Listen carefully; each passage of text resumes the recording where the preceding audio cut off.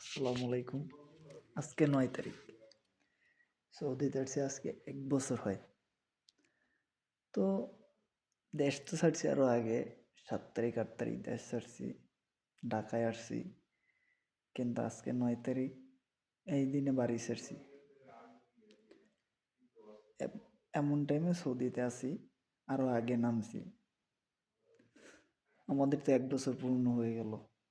আপনাদের কার কয়দিন হয়েছে কমেন্টে বলে যাবেন। ফ্যামিলি ছাড়া কেটা কয়দিন। তো আমাদের জন্য সবাই দোয়া করবেন। আমরা যারা প্রবাসী আছি ভালোভাবে থাকতে পারি, সুস্থ থাকতে পারি, আল্লাহ যেন সুস্থ রাখে, ভালো রাখে। যে আশা নিয়ে এসেছি আল্লাহ যেন সেই আশা পূরণ করে।